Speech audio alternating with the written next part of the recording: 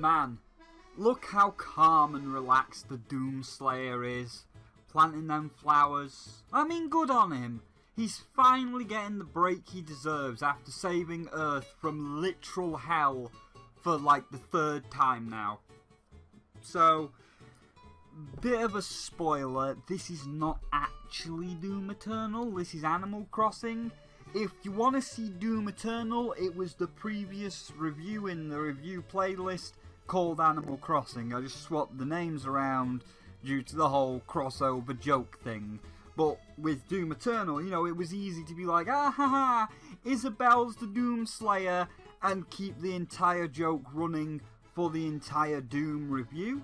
Because, you know, it's if you liked Doom 2016, then you will like Doom Eternal, but a lot of the things of Doom Eternal are just the same as 2016. You are a man, you move, and you shoot. The only difference is the levels are a little bit more open, and there's a few more collectibles. There are more differences than that, but it's relatively the same, so it was a lot easier to keep the joke running of, oh, Isabel can wall climb now, and she can wall climb to find the KK CDs.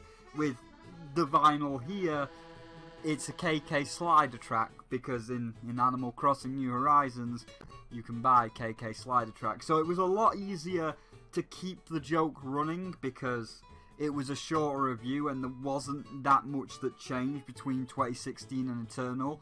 Whereas here in New Horizons, there is a lot more changes, there is a lot more things that I will want to go in depth on, and I mean, if you can see the length of this video, which I haven't recorded all the lines yet, I'm recording them now, it's probably about an hour because I'm going a little bit more in depth, so it would have been harder to keep the whole Doom Slayer joke running, so, you know, sorry to break the illusion, but it's a lot easier if I just break the illusion for the going into the in-depth. But first, let's not go too in-depth, let's just get the 2 easy ones out the way, because we know what they are.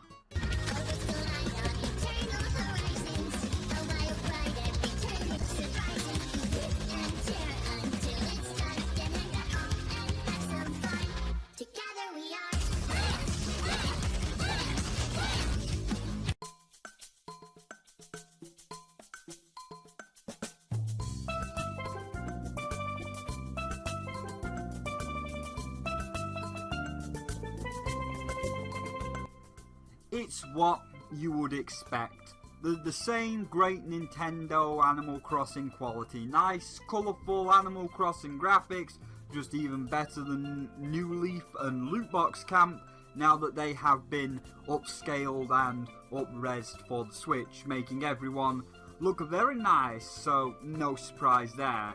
And the music is also the same, you know, the nice, chill Animal Crossing music. Hey, it's a fun game, just listen to some music, relax, and at first there is only the one island theme, but when you get the town hall you do get the hourly music. Some old ones, I don't remember what one of the old ones is, I think it's the 5 PM music, which is the old one, and some new ones, like the 2 AM music, that is the best one.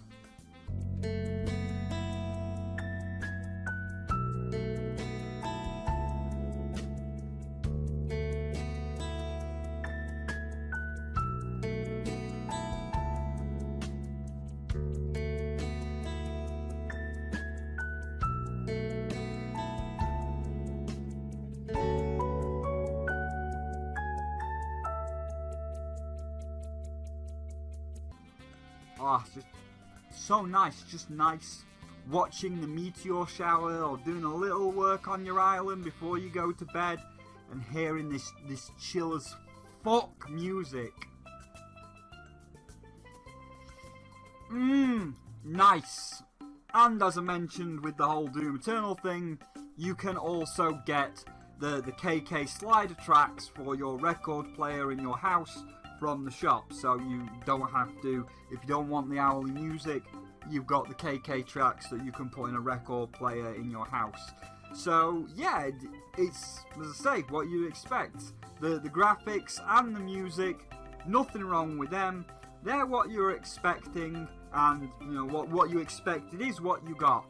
Now, however, the gameplay, which has a lot of aspects where we'll be going a lot more in depth. Some of it standard Animal Crossing stuff, but some of the other stuff, ooh, that's been changed.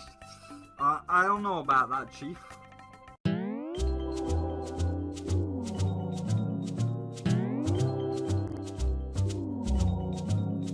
As the section implies, the standard stuff, the progression, the villagers, all that stuff, which remains unchanged for the most part. You know, getting the villagers, you do that in a new way, but you're still getting villagers, and it's pretty much all the same. You know, you start off with nothing, you get a house forced upon you, and you are now the indebted servant of the Nook family, with the main tasks being to spruce up the town, get more villagers, fill the museum, the usual. Isabelle will show up eventually, so not much has changed here. It's just an island rather than a town. And you start off with nothing.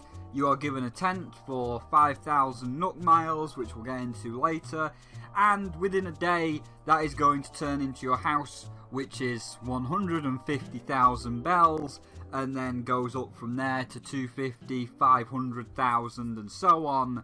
So enjoy doing what the Nook family wants, as you're going to be indebted to them for quite some time. Not that money is hard to come by, in fact, it's even easier in this game with the turnips new thing, as well as CJ and Flick that I'll move into in the new stuff. And it's not like your debt is the only thing that you have to pay. You can also buy stuff to make your house look better, make your villagers' gardens look pretty. Once, like, I moved, once I got her, because I had to find her on an island first, but once I got the best wolf Audie, and I moved her house to the perfect location, which, by the way, moving a house is 50,000 bells per move. So once I got that moved into the correct location, I bought some chairs, table, bird bath, and look at her garden. Oh, perfection. Get the patcher, dude, when you get your villager's garden just right.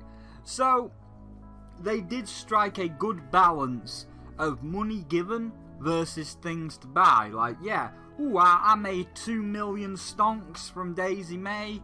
I made 1 million from giving Flick an inventory full of tarantulas. I made another 1 million from big fish on CJ. That's 4 million in the bank. Yeah, well, that's great, but your level 6 house is 1.2 million. Another 1 million moving all the stuff around to exactly where you want it, like the houses, the shops, the museum, and so on, to get them into the correct place. Another 200,000 on that bridge that you wanted, and if you want multiple bridges, that's another 1 million. Maybe 100,000 for some furniture, some garden stuff for Audie's garden and all your other villagers. Maybe another 20k on clothes, because you don't want to wear that default t-shirt, you want something to make you look good. So you're never going to be short on money, but you're also never going to be short on things to spend money on. So there is a good balance there. Hourly music is back, as I said. Villagers are back. Yeah, no shit, Sherlock.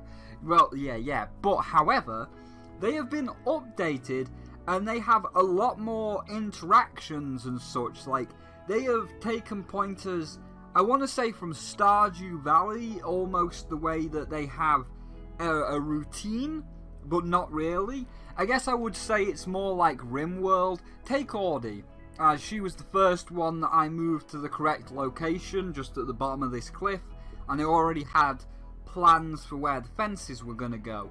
So, and obviously I couldn't get all these flowers and chairs and things in one day. So, for about a week, I was around Best Summer Wolf a lot, working on her garden, and she definitely always gets up, or at the very least her door opens, at 9 AM. Other villagers like Diva don't get up till 10 AM, some earlier, some later. But Audie was always out her door at around 9 AM, at which point she would put on a tracksuit and do morning exercises for about 10 to 15 minutes before changing back into her normal clothes and walking into town to check both the clothes shop and Timmy and Tommy's shop, as the villagers can now go into other places that I'll come to in a minute. They walk slower than you, like they can't run, so by the time she gets from her house to where I put the town and goes round and does her stuff, it does take about an hour, so from 9 AM to 10 AM, at which point I guess that's the routine finished, and then she just seems to randomly wander. So it's like they have somewhat of a routine, but then they have free time where they can just wander and do their own thing, which now, again, because they can go into different places, they have even more interactions with you and others due to less restrictions. Things, just like before we go into where they can go, just from the previous Animal Crossings, the items you can give them, items that you give them will now show up in their house and they can refer to them in the future. Clothes you give them, they will now wear depending on their mood or what they are doing. Again, I don't exactly know how the new AI works, but Audie, because Spyro was stalking her for 2 weeks trying to work it out, and I was still working on her house, or her garden at least, well, she wants to be, in her words, the first pop star / fashion designer / DIY specialist. Well, there's a ballerina's tutu in the shop, and that is both fashion and music combined into one. Here you go. She loved it, and I got my first best friend sticker in the Nook Miles achievements. We are ballerina besties. So now she never wants to leave the island. She loved that, so that's good. But following her around for research purposes, and not because I am a crazy stalker, no. I spend most of my time sitting outside celebrities' houses, watching and waiting. But I am not a crazy stalker, no! Stalkers are delusional crackpots that live by themselves. I bloody don't. I live with the Craig from the Big Brother. This true story. Have a look. Hello to you, Craig. I just love doing research. I just love following the beautiful animals around for research purposes, and not because I am a crazy stalker. It seems that she treats the tutu as casual weekend wear. For the past 2 weeks of being on collar and leash, never leaving her side, in the weekdays she seems to not really wear it and sticks to her normal pineapple dress. However, Friday, Saturday and Sunday, the weekend, after her exercises, she puts on the default pineapple dress to go into town, but after town, she then puts on the tutu for the rest of the day. Like, oh, it's my free time, it's casual time, I'm not going to the shops, so now it's tutu time, so now I will just wear the tutu, or whatever, the game counts as free time, I guess. At the same time, though, during these 2 weeks, I had another villager move in just the day after Audie, which is Best Phoenix, Best Bird, which is Phoebe, and according to the Wikipedia and what she likes, she is big into music. She is a rock star. So, and I had, from one of my friends, a Rockstar t-shirt. So, I give her the Rockstar t-shirt. And for her, it was the reversal of Audie. Now running back and forth between two best girls of Audie and Phoebe, Rockstar Phoenix always wore the Rockstar t-shirt. Monday through Thursday, free time or not, she was always in that t-shirt. And then on Friday to Sunday, the weekend, only on the weekend did she go back to her black default fire t-shirt. So there's clearly diverging, like, AI.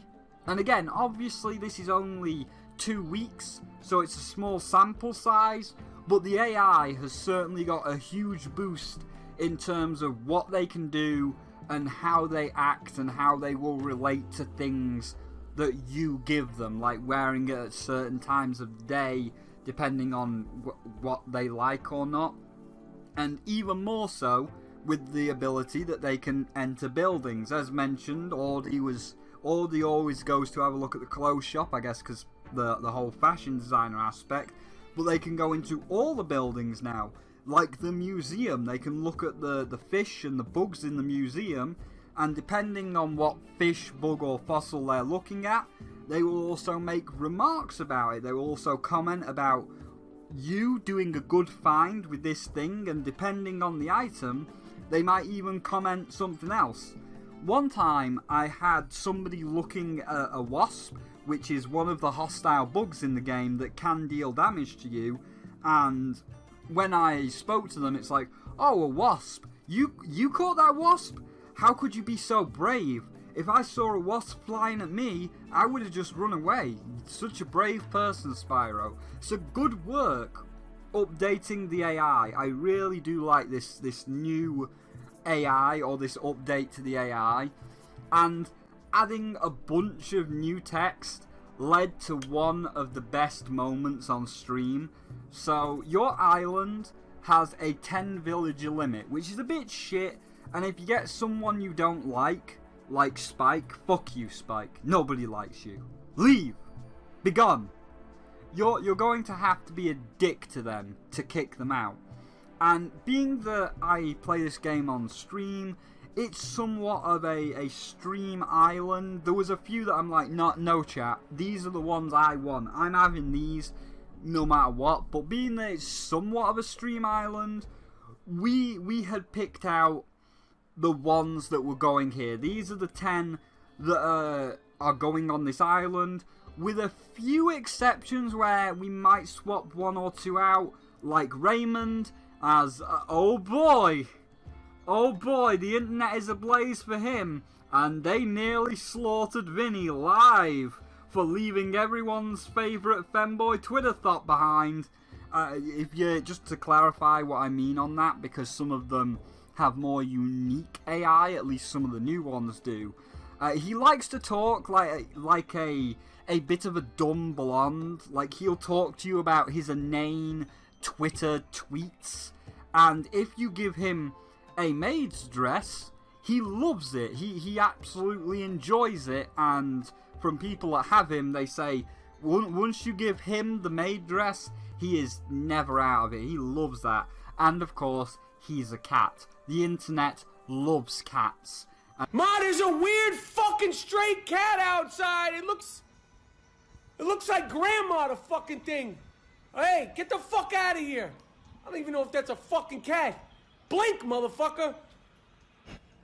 Hey, no. And if you Google Raymond, well, yes, this is a nice, safe one of everyone's favourite Twitter thought.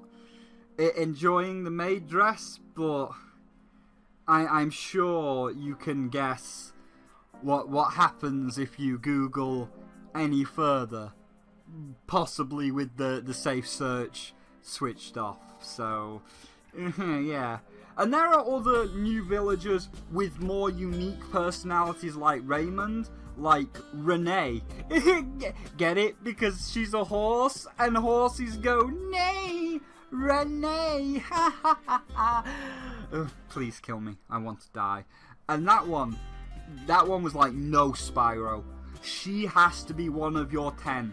Pony must be on island. Pony on island. You're not leaving Renee.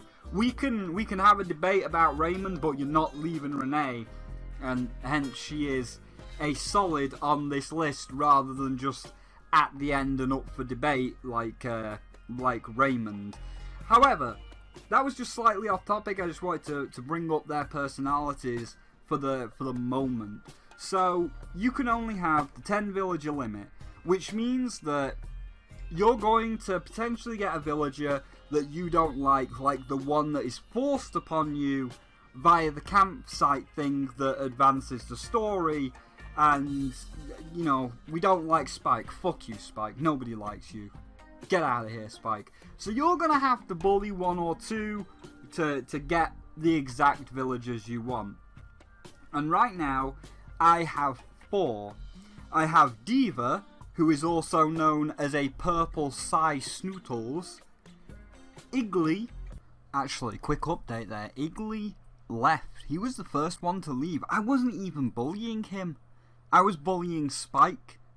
I didn't like Spike. I wanted Spike to go first, but Iggly left of his own volition.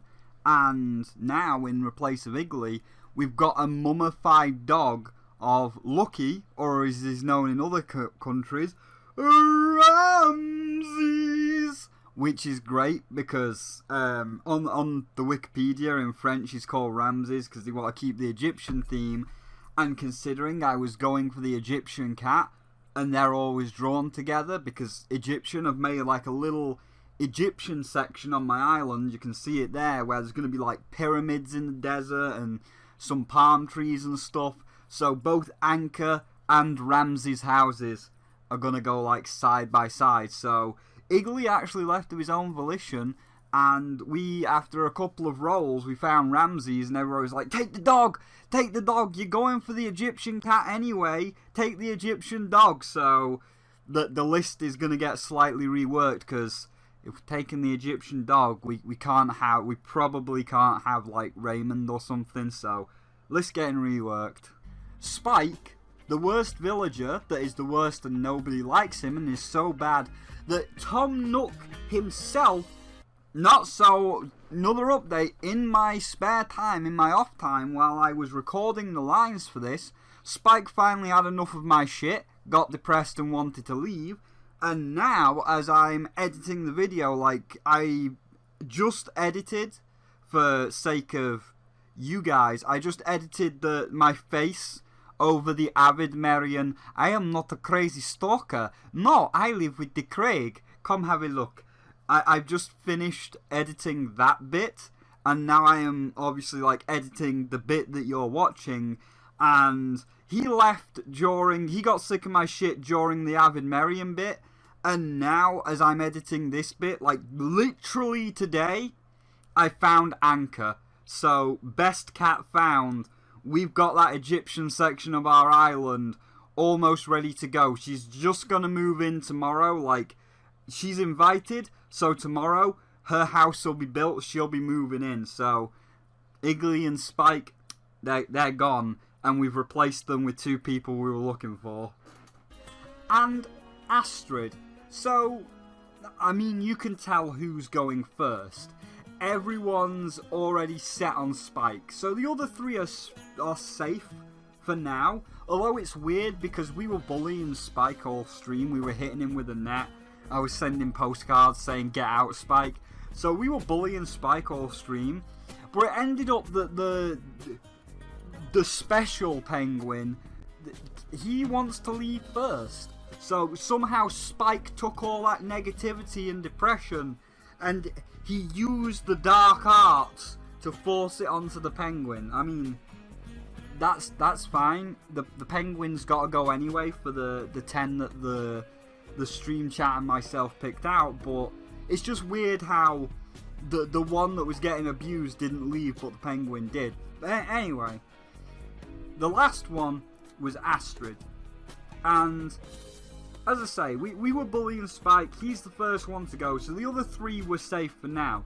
However, during the stream, there was a shocking turn of events for Astrid.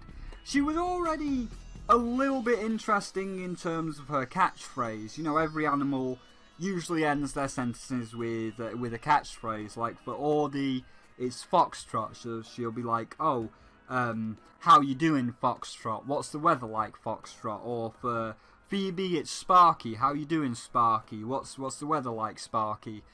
But for Astrid, a little bit more interesting, as her catchphrase is my pet. So every sentence ends with my pet. So, how's your day going, my pet? What do you think of the weather, my pet? Like, she was trying to say it enough till you accept it, that you just are her pet, and this is no longer your island. You're just her pet. This is Astrid's island now. Good for a laugh, you know. Oh, ha ha ha ha ha ha. Spyro's the pet of a kangaroo. Were you Sheila's pet as well? And then we had an edit where you're like, and people wonder why I have all these strange images on my desktop just to flick up on stream. Like, look at this. Oh, haha, funny. The Pepsi walked into the wrong neighborhood. Spyro, why do you have that on your desktop? Why do you have this? Where did you even find this? Spyro, why have you got a cat in a jar? Why? Where did you even find that? And it's because when you make jokes like this on video, and you're like, oh, haha, the kangaroo is saying my pet. Oh, Spyro had a kangaroo, Spyro had Sheila. Oh, I don't have a picture of myself and Sheila together. Let me just Google that. And then Yoda comes onto my shoulder and he's like, if into Google you go, only darkness find you will. What do you mean, Yoda? CBT is the act of crushing your cock with a rock. Maximum pain. And you're like, oh, okay, that's ominous. Then you Google just something innocent, Spyro and Sheila, just something innocent, and then you're like, ah, well, that joke got taken to the extreme. Spyro, why do you have that? Why are you inside Sheila's pouch? Why'd you do this?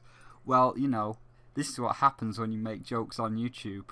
So, okay, that's about enough life for me today. I'm gonna go see you later. I'm just gotta go jump out the window. Did you let Sheila tell you what to do? Ha!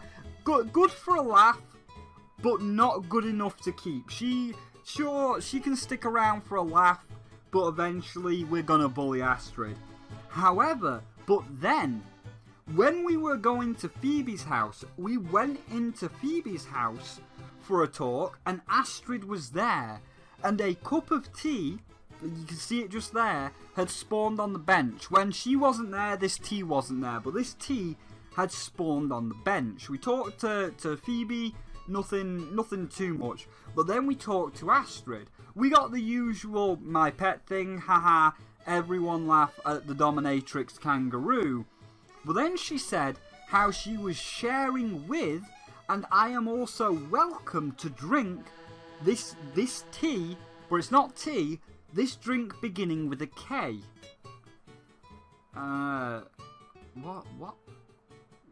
What's that? Chat, what's that? Well, you know what, don't tell me, chat, because, you know, curiosity is piqued, and Google is our friend. So basically, a alcoholic magic mushroom tea. And now it all comes together. The plan comes together. She does not need to sway you with gifts and words to make you an obedient pet. She just has to constantly keep you blind drunk on magic mushroom tea to the point where you mindlessly accept that you want to be her pet. And she's trying to give it to Phoebe as well. Oh, the kangaroo's here. That's that weird kangaroo that's like, what are you doing here? And yes, the kangaroo. You know, I'll let you all. You can all take that the way you want.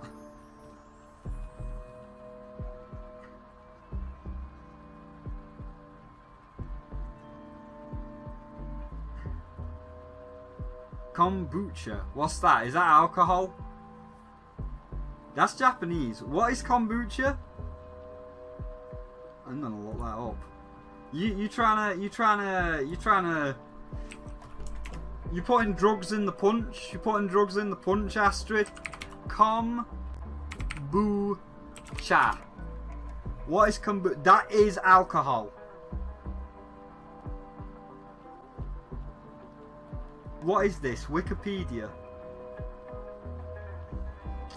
Mushroom tea tea fungus. It's fermented and slightly alcoholic. Let's get a picture of this on screen. This is what she's trying to serve me here. She's trying to give me mushroom tea.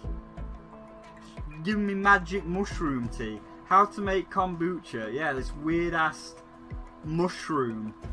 You put the mushroom in the tea. Save image as. There. Hand. She's trying to give me this. She's trying to give me magic mushroom tea. Hey, can I offer you? Can I offer you mushroom tea? Can I drug you? Can I drug you? Here you go. Take it. We can actually kind of get it on her arm as well. Hold on. There you go. Can I offer you mushroom tea? Can I drug you? I want to drug you. I want to get you drunk on mushroom tea. You learn something. This is an educational stream. The kangaroo tries to give people alcoholic mushroom tea so that she can have her way with them.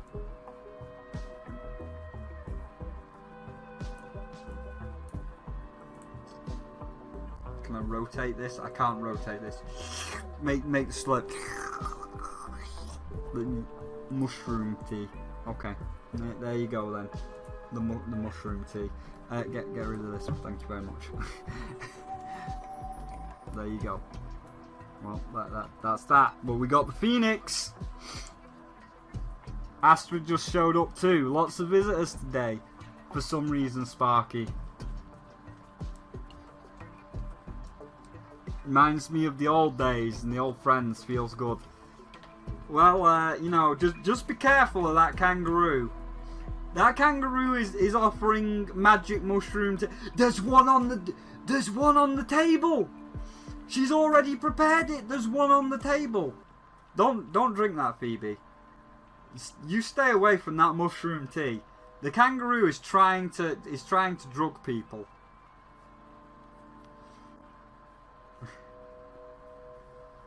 I kind of like the kangaroo now that she is just a drug baron that tries to get people high with mushroom tea. I've never seen any other villager offer magic mushroom tea. There's Drago. He's just watering the plants. There's retarded penguin. He's alright. But yeah, so, you know, as I was saying before we got into mushroom tea territory, you know, Phoebe's house coming along. Stop drinking. Yeah, stop drinking that, Phoebe. Don't touch that. You don't know what you're doing, Phoebe. Astrid's trying to manipulate you. Don't drink it. So from that point on, Astrid now gets to stay. As now, due to this interaction, Astrid is our local drug lord / alcohol baron. Brewster's bar may be gone, but Astrid's got that good shit. Just don't drink too much of her special alcoholic magic mushroom tea, or you might become her pet for real. So who knows who we're going to axe off this list, but after that weird interaction, the drug baroness dominatrix kangaroo gets to stay. And I think that's something that also adds to this new villager AI. The weird interactions, like just the crazy stuff that they can say to make the really weird moments. As you never know when it's gonna happen, but when it does, it creates some really magic moments.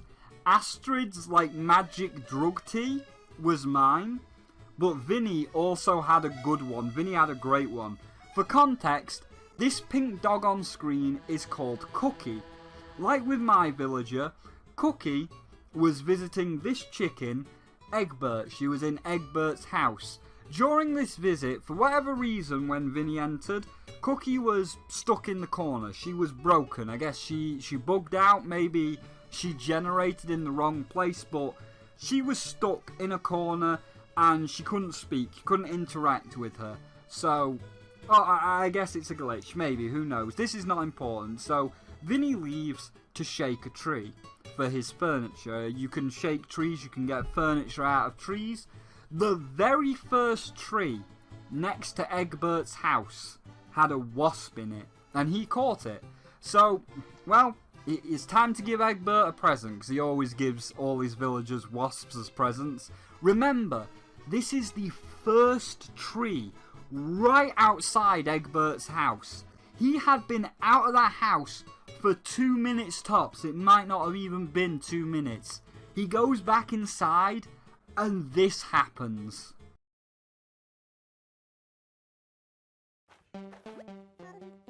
Oh man, so yummy. Come here. Oh, what the fuck? Oh.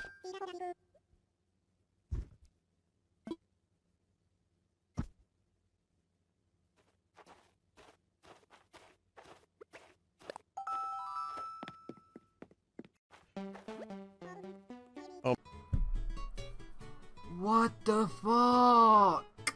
Then later in the week, Egbert is crafting, and when he hands a recipe over to Vinny, he's like, I hope you can read it. Sorry for the cookie stain. Harmless normally, like, oh, you know, you got a cookie stain on it. But given the previous context that he just... Given the previous context? Yeah. Ha ha ha ha ha. Yeah, the cookie stain. Yeah. And it created that moment, and it's great. But, you know, we sure we're not in Doom Eternal? I mean, a demon taking the form of a chicken, wanting to vor the pink dog, and the icon itself, the icon of sin and hatred and evil itself, Zipper, that under the pale light of the blood moon doth his true form come forth, and the night clown hath revealed himself. Hippity skippity, you wanna float down here? Oh, we all float down here, Willow. Fucking Egg Day. That was 2 weeks of hell. This is Doom Eternal. I will have your soul. No! Repent! Repent for the eggs! Repent for the bottles! Repent for the balloons that fucked the cherry blossom parcels! The power of Isabel compels you! The power of Isabel compels you! So yeah, the new villager AI is good, and I like all the new, just weird shit that can happen, and how they can interact more. It makes them feel more unique, makes them feel more alive. Oh look, we got Nook Miles for exercising the demon, which is totally not a forced segue.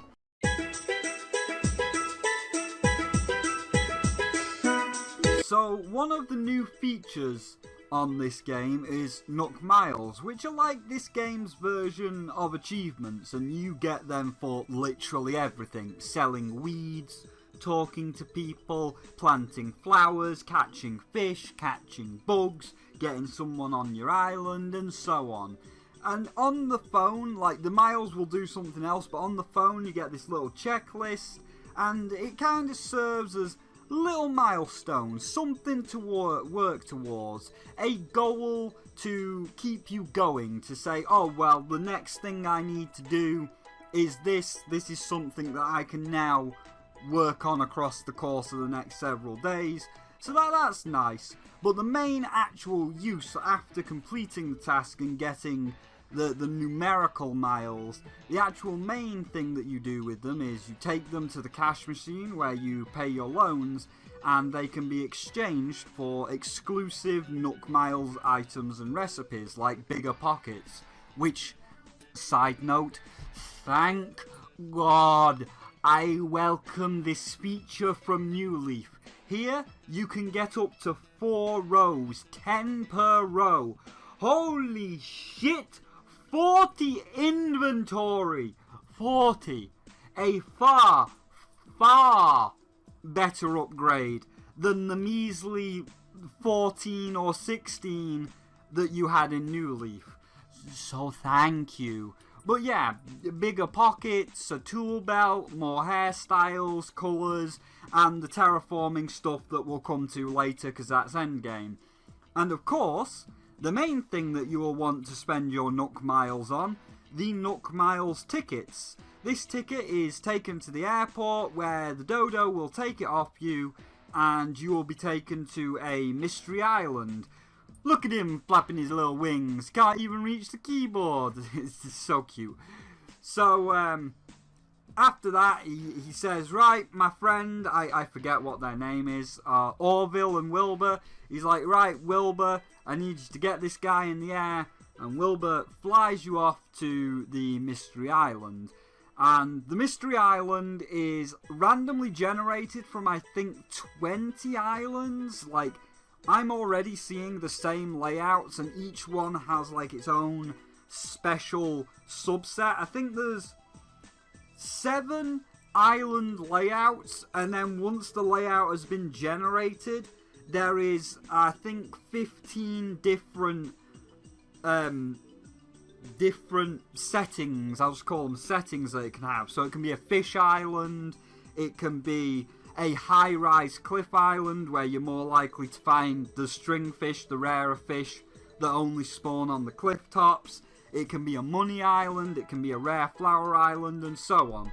So it's like, I think 5 or 6 different layouts and then 15 different settings, and it mix and matches a layout with a setting. But some islands are locked, like the dorsal fin island, because it's, you know, dorsal fin on a fish. The dorsal fin island will always be locked to the fish setting. So yeah, you can get extra fish, you can get rare flowers and such, but the main reason you're here is each island has a villager on it, which can either be abandoned or invited to your island. And that's really it, which is a bit of a problem. Like, your whole main thing in this game, because you're going to get a lot of Nook Miles, especially when there's events going on like Bunny Day or Earth Day that's just happened today. There's a lot of things that are going to give you ×5 the amount of miles that you pay, you know, you're paying out. So it's like, oh, well, I need 2,000 miles. Oh, well, don't worry. This special Nook Miles Plus is going to give you 200 ×5. That's 1,000. So you've already got back half of what you spent on an island. So, like, maybe 3, potentially even 4 times per day, you can go to a mystery island. You can get about between 6,000 to 8,000 Nook Miles per day if you just do all your checklist and you get all of the ×5, ×2 bonuses. And once you've done that, there's not really anything else to spend them on. And let's do the maths, because Tyler, when I was talking to him and I was like, oh, I'm rolling for my villagers, he did the maths. Currently, there are 391 villagers in the game on the islands, and it's 2,000 miles each. And if you were unlucky and you rolled poorly, because you could only have 10, and you obviously, oh, I don't want that shit hamster, I don't want that shit kangaroo, I don't want that shit mouse, I'm looking for the best villager, I'm looking for my villager. So you're going to abandon him, and you're going to roll again. Oh, I don't want that, abandon him, roll again.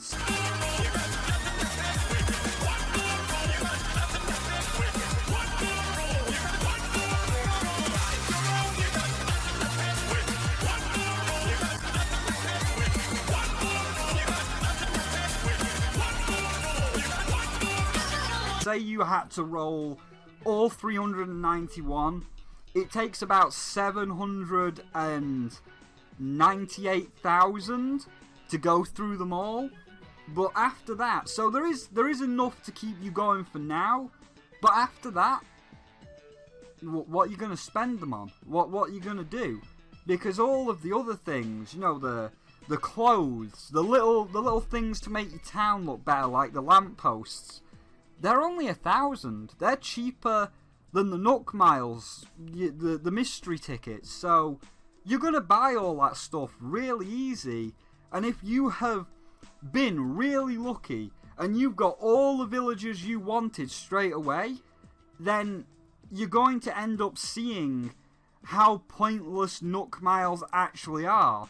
As once you get all 10 villagers, that's it. I mean, okay, let's just say you got them early and you then get the terraforming stuff. So that's like $6,000 each for the water and the cliff terraforming, two each for the walkways. You're spending about 100,000 on all the terraforming stuff. But after that, again, there's nothing. There's nothing, and they're just gonna become really pointless really fast. So some more uses for the Nook Miles would be nice. Like, maybe a lottery, like once per day, you can give 1,000 miles, and if you win, you get 10,000 bells back. Or Tom Nook takes 3,000 miles off you, and it's again like Sahara, who does the rugs where you don't get to see the item. Maybe you could pay Tom Nook 3,000 miles and he'll randomly generate a special item for you, which you can put in your house, or so something like that. Just something extra, because once you got the terraforming and once you got your villagers, the Nook Miles are just gonna become really pointless really fast. So some more uses for them would be advisable.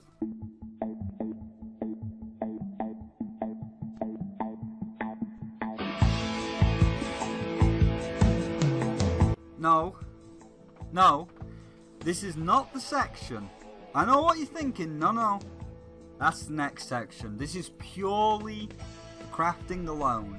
So in this game, you have to craft stuff. You're on a deserted island. Chairs, lamps, and so on, they're not going to come flying out the air. And I'm fine with the crafting for the most part. It has that nice, relaxing Minecraft feel. Like, you want to know what you want to do, then you get an idea, you get a project in your head, like you want to work on Ordy's garden, like the one that I'm putting on screen, which obviously it's finished now, but you have an idea in your head, and you're happy to walk around the island for 10-15 minutes, gather the materials to make them stone fences, walk around a little bit again, get the materials to make that garden chair, that garden table. Nothing wrong, all good, and if you really need to, you can mash A to craft stuff faster if you need to. However, the one minor thing they need to add in the next big update, which I think they've already said they're going to be addressing next big patch, not this one, as the Earth Day patch is already planned, and now, as I am speaking, recording the lines, not typing the script, Earth Day event is happening live today. It just went live today, so they can't put it in this one because that was already pre-planned. So this one had a few small bug fixes along with Earth Day. But the thing everybody has been asking for and begging for, which I agree with, is please, next big patch, Summer Games, Halloween, whatever it's gonna be, allow us to craft in bulk. Like, sure, for a garden chair or a garden table, it's not bad. I only needed 2 garden chairs. I only needed 1 garden chair or 1 garden table. It's not bad.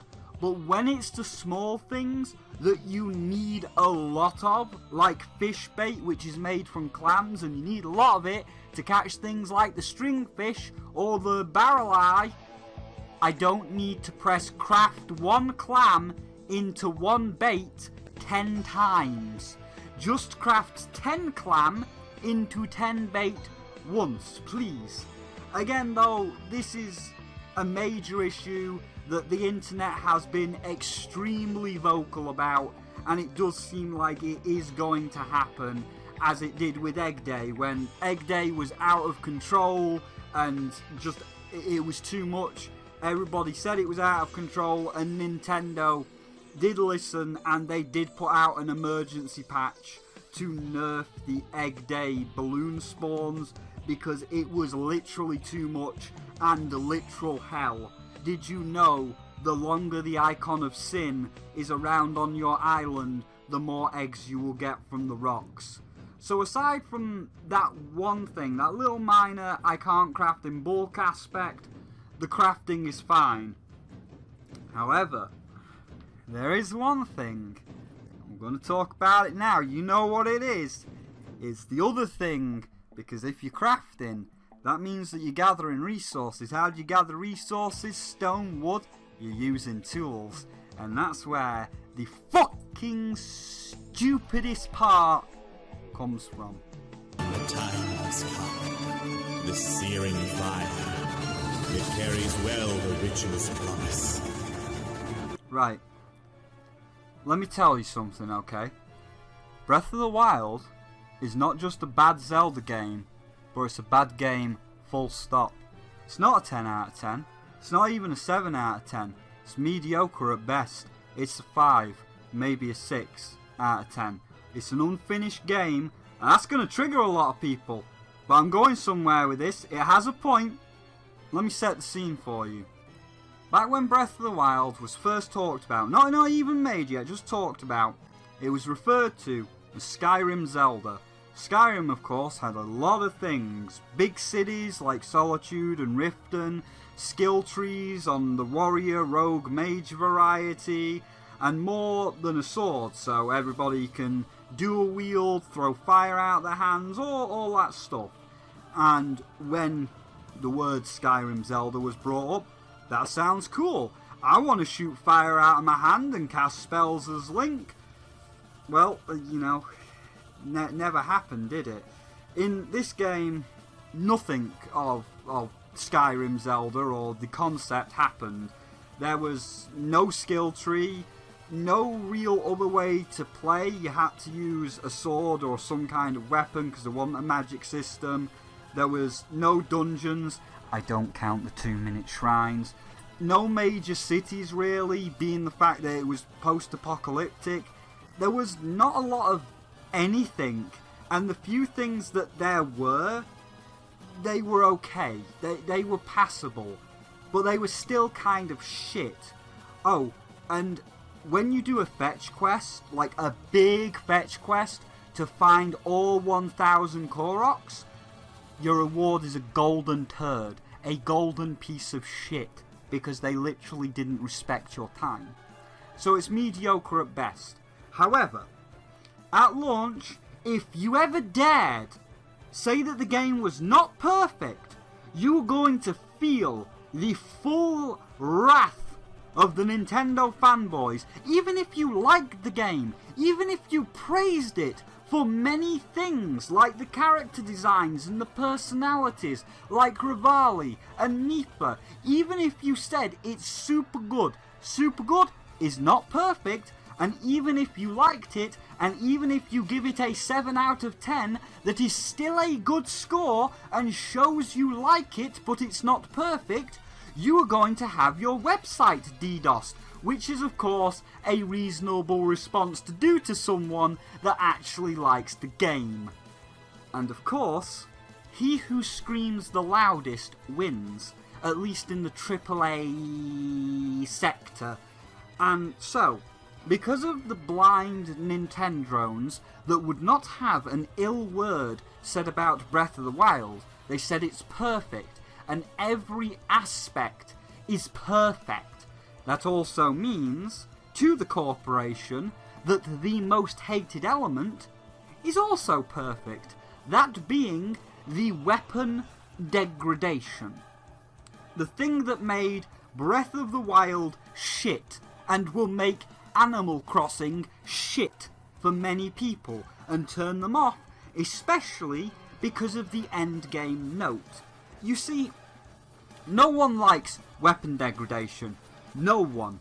It's tedious. It's that extra tedious step to go back to the forge and make the same pickaxe for the 100th time. And when Fallout 4 removed it, that was great. While Fallout 4 is not the best, like, it definitely doesn't hold a candle to the original Fallouts, the one thing it can hold proudly over the others, even New Vegas, the best one, it got rid of that shitty weapon degradation. Now, if you want to sit here and argue with me about the degradation in quote-unquote hardcore games like Dark Souls or Fallout, that's fine. We can have that talk, even though it doesn't even really add that much, if anything, to Dark Souls. But I would be willing to see your point, for that is a game that is supposed to inflict stress and anxiety onto a player. After all, you are in a dying world after a nuke has gone off, and you're dying of radiation, or in Dark Souls you're dying of the corruption, and there's not anything left. Everybody wants to kill you. If you play in hardcore mode in Fallout, if you're carrying too much, your legs break, so don't be carrying too much. If you don't drink, you don't eat, then you're also gonna die. It's there to inflict a lot of stress on the player, so I could have that conversation with you in a hardcore game.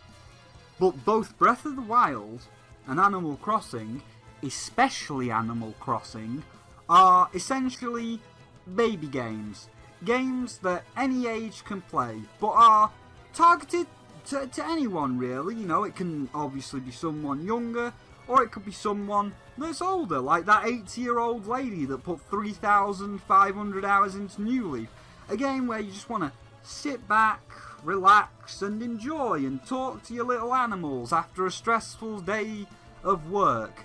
And the thing that does not relax is seeing your axe, your fire-forged iron, shatter like glass after it chops like 10 trees down. But there is a middle ground, and this was the thing that people tried to convey to the Nintendrones, but they were drowned out by, you know, it's perfect, don't step to me or you'll catch these hands, which is ultimate weapon theory. You see, like most reasonable people, I am happy with the level 1 items breaking. Yeah, your wooden rod is made from a few old twigs and shoestring. I don't expect them to last. The same way as the Boko clubs. Yeah, it's a shitty wooden tree branch. Of course that shitty wooden tree branch is going to shatter the second it impacts a Lionel's diamond-plated spiked shield. Whatever. But the holy sword, forged by the 7 sages and blessed by the golden goddesses of all creation, the only sword in the entire world that can kill the ultimate evil, kill Ganondorf. Having that shatter like glass is fucking stupid.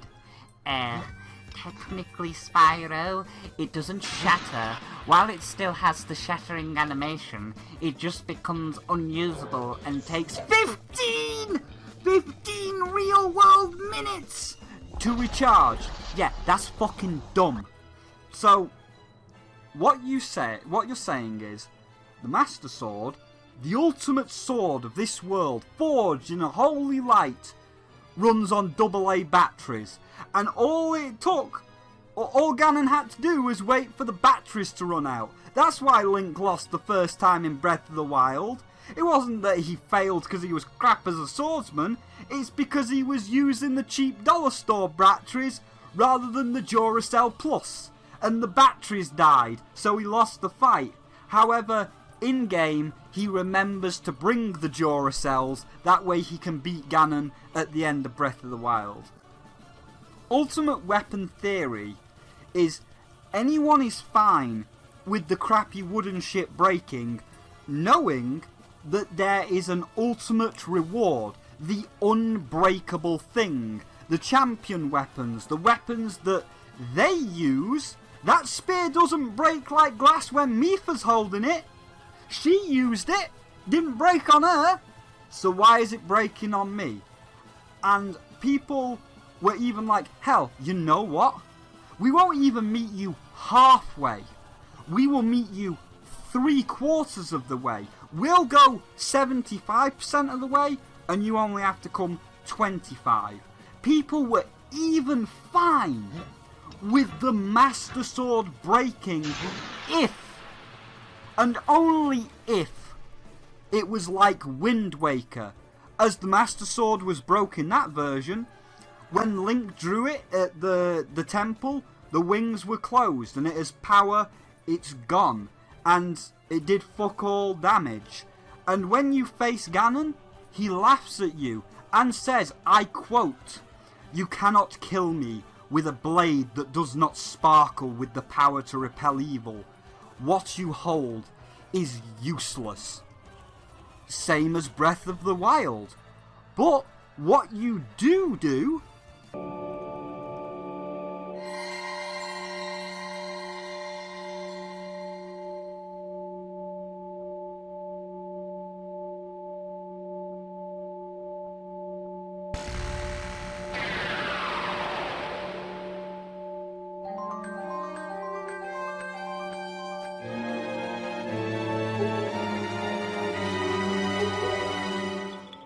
in Wind Waker, you go to the temple, you pray, the wings open, you go to the temple.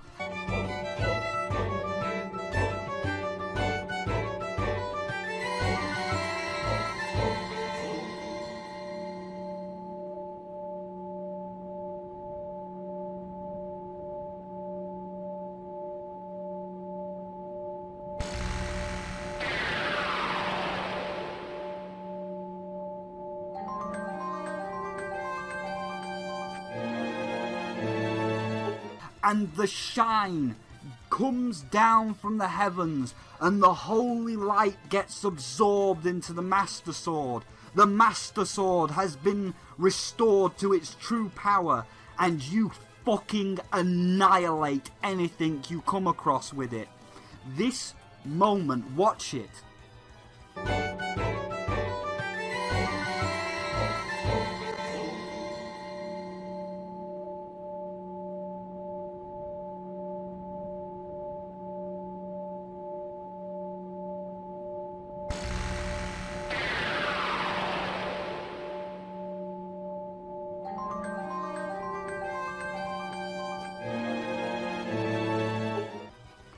This moment has a defining impact on both the story and the player, as seeing the light shine forth once more after going through 2 temples, after fighting your way through hordes of enemies. This moment makes you feel great. It makes you feel like you have earned it. By a story context, you have earned it. The right to use this legendary sword. The gods have deemed you, the player, the gods have deemed you worthy and have granted you the privilege to use their light to kill Ganon. And it made the Wind Waker's Master Sword special, because that was broken. So I'll even go more than halfway. I'll go 3/4 of the way. And it would have been fine if the Master Sword, the Master Sword broke every 15 minutes, but only because it's lost its shine. And if you went to the 3 goddess temples, and like Wind Waker, it restored that unbreakable element of it, it restored its ultimate form, the permanent shine, everybody would have been happy. Everybody would have been like, yeah, you know what, it's not perfect, it's not the ideal way to get the Master Sword, but it is still there. The unbreakable Holy Sword is still there. Now, Spyro, that's a bit of a tangent. That was a long tangent, Spyro. You're supposed to be talking about Animal Crossing. Yes. And this is where I come back. This is where we now come full circle back around. Clip the degradation section. Send it to Nintendo. Do whatever you want. I want them to listen to this very carefully, because I'm not against the degradation. Listen. I am fine with your crappy wooden flimsy axe breaking. I am even fine with your iron axe breaking. I am even fine. I am perfectly sated with your golden axe breaking. The thing that has like 1,000 hits before it breaks. I'm perfectly fine with that breaking if you add an ultimate weapon style system. As of right now, never, and I mean never, craft the golden tools. They are not worth it. The cost to make a golden tool versus how many extra hits they take before they shatter, it's just not worth it. It's not. Just stick to the iron stuff. What we need, most of all in this game, put it all the way up there, number one priority on the list, is a tier above gold that has to be earned and is unbreakable, period, no exceptions. I'm going to call it diamond for the sake of example, and I've got the perfect area to do so, that being the museum. Alright, change of plans. So this was before I actually knew. So what I was going to say is, how'd you get the diamond fishing rod? You complete all the fish in the museum. How'd you get the diamond net? You complete all of the bugs in the museum. Or, turns out, now that the game's been out, now that, you know, people have time travelled and completed the museum, turns out that's actually how you get the golden shit. You know, the shit that breaks. Because it's bad. It's terrible. Oh, hey, you got every fish in this world. You found every fish there was to find. Here is a crappy golden fishing rod that breaks like glass.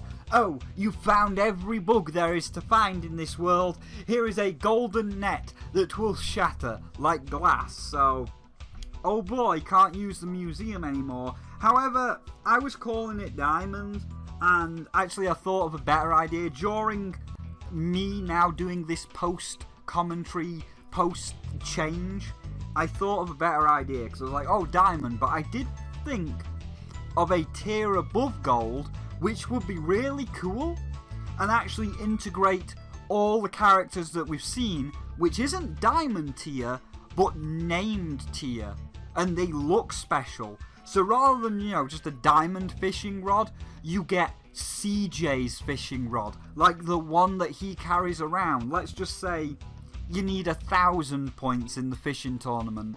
Like, you get the gold trophy for 500, so let's just double that. So it's a little bit tedious, but it's also, like, not that tedious. So it's like, oh, you know, I kind of hate that I have to double 500, but at the same time, it's not exactly hard to double 500. But then you get a named fishing rod. You get CJ's rod, and it's got all the little details that's on his rod in game. Or you do something for the bugs, and you get Flick's net. It's not just like a diamond net, it's just not like a blue net, it's the actual black net, and it's got all the spikes on it, because that character is like, wow, you're as good as a fisherman as me. You're like pro gamer, pro streamer, angle sonar like me. Here is my fishing rod. I deem you on an equal page as me. You are my equal. Here is my fishing rod, the CJ fishing rod, and you're like, oh shit. Or the same for Flick. Oh, you love bugs as much as me. You've done something with the insects. I mean, it can't be catch all the insects because that's the museum. Maybe make a certain amount of insect models or get a certain amount of commissions from him, whatever it is. But it's like, oh, you love bugs as much as me. You are as infatuated as bugs as much as me. You are my equal.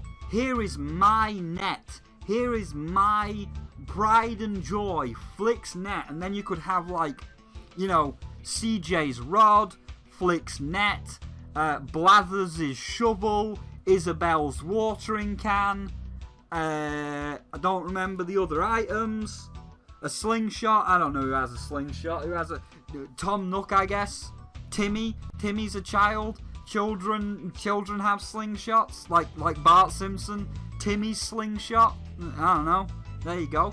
But then you'd have unbreakable named items, and you'd be like, oh shit, now it feels special, because not only did I have to do something slightly challenging to earn it, like 1,000 points in the fishing tournament, but it's also got the name of a character. That'd make it feel fucking special. But right now, hey, get every fish there is to see in the world, here's a shitty golden rod that's gonna break after like 1,000 uses. It's still quite a lot, but here's a shitty golden rod that's gonna break after a few fucking uses. back to the original commentary. And I see your questions, class. Let me answer them both. But Spyro, if you got unbreakable tools for finding every fish in the bug in the game, then what would be the point of catching fish or bugs ever again? Well, Nook's debt, it's not going to pay itself off. It's still there, and there's still more things that you might want to buy. You might want to buy another bridge. You might want to buy another incline. Those bridges are 200,000 to go. Those inclines are 168,000 to go. Where are you getting the money from them from? And of course, when CJ and Flick shows up, they offer 3 times the price to all your insects and fish. And you've got a beach full of tarantulas. You've been waiting for Flick to come, and you got a beach full of tarantulas. Just because you got the diamond net, you telling me that you're not going to sell those tarantulas and go catch more for Flick just because you got the diamond net? Of course not. You are going to, even if you get the unbreakable tools, you are still going to want to catch the bugs and the fish and everything else, because you're still going to want money. You're still going to want to pay off your debt. You're still going to want bridges and inclines. You're still going to want that fancy, I don't know, that fancy water fountain for Audie's garden. There's always going to be something you'll want money for, so even if you had everything, doesn't matter, you'll still want more stuff. But Spyro, what about the other things like the axe, the slingshot, and the watering can? They are a little trickier, but there's still an idea. And in fact, again, little post edit here, now with Earth Day coming out, the second floor right now has some stairs that lead to nowhere. In the other games, this was the portrait gallery, and portraits took wood. And as we can see from there, oh, we are actually adding the portrait section, so it kind of like proved everybody's theory right. Portraits are made of wood, so, you know, you have found every portrait in the game, you have completed the art gallery. That must have took a lot of wood, but me and all of the art critics would like to award you with the diamond axe trophy and the diamond axe recipe. So that one, not too bad. For the watering can, it's been shown that there are golden flowers in the game, as you can see here. And you can make a few extra higher tiers, and you could say like, right, if you've got 8 golden roses in a row, in the center grows 1 platinum rose. Via cross-pollination, digging up and planting, that's a whole other thing, and I'm not one to explain that because that's way over my head. But it could be a way to actually like make people want to learn it, because you could say, right, if you manage to cross-pollinate 8 golden roses, you get a platinum rose. And if you can cross-pollinate 8 platinum roses, you get a diamond rose. And if you take that diamond rose to Timmy and Tommy, they're going to be like, oh wow, is that a diamond rose, Lily? It doesn't have to be a rose, it can be whatever flower is on your island. Oh wow, is that a diamond rose? They sell for really big bells. Wow, Spyro, it must have taken you ages to grow one of them. As thanks, We want you to have this diamond watering can trophy and diamond recipe, and we can also buy diamond roses from you in the future for 100,000 bells each. Slingshot, I don't know. I don't know about the slingshot. There's your free ideas, Nintendo. Maybe shoot 1,000,000 balloons and there's a marksman that shows up. I don't know, but there's your free ideas, Nintendo. And like Breath of the Wild with the Master Sword, as I said, everyone is fine with the crappy tools breaking. Nobody cares if the crappy wooden club breaks. Nobody cares if the flimsy axe breaks. And even the higher tier stuff. Nobody cares if the golden axe breaks. Nobody cares if their golden shovel breaks. Nobody cares if the Hylian sword, you know, the one you get from the castle. Nobody cares if the Hylian sword breaks. But the Master Sword, the ultimate weapon, the only sword that can kill Ganon infused with the light of the gods, those types of things should not break, because they are your final reward to say, game's over, here's the best weapon, go have fun. So you need, it'll be a great update, and it's something that the community really wants. You need to make the diamond tools, you need to make this unbreakable tool set, and then you've hit the perfect middle ground. Because again, you've pleased both areas. The people that want the degradation, they've got it. And the people that don't, they can work towards the diamond stuff. You hit the perfect middle ground, because it's a late game reward. And as I said before, with the whole diamond flower thing, right now, most people don't want to touch cross-pollination, because it's not easy. It can take like literal weeks, even with time travel, which something we'll come to, but even with time travel, it can take literal weeks to get that cross-pollination for a single flower, let alone a whole field of flowers. So if you made an actual like diamond flower and this end game reward, it might even encourage people to really look into it and actually try doing the cross-pollination thing, rather than constantly re-rolling mystery islands for the rare flower island. So that's about everything. There's just two things left to cover. There is the online and stonks, which is one section, and the time travel. So next section. Money, motherfucker. Money on my motherfucking mind. Cut 5 haircuts at the same time. White gold pants, jet ski, made a wine. Foie bust the Albert Einstein. Get money. Oh boy, Nintendo Online. Isn't that fun? Now, to be fair, the online in this game is good. It's very smooth. There is no hitches or frame drops. I've been to many people's islands, and they have been on mine, and we've had a smooth experience, so I will not fault Nintendo on the stability of their online. However, there is two sides to this coin: friendly online and mass online. You see, the online is themed, and it is set up in such a way for a visitor or two to come to your island, and that's fine for a few friends, going to each other's islands, getting some clothes or furniture that might not have appeared in their shops yet. It is done via the Dodo Airport, and everything is styled like a real plane ride and a real airport. Once a connection is locked in, on the traveller's side, they get to fly over your island and see you down below waving at them as you welcome them to your island. That's nice.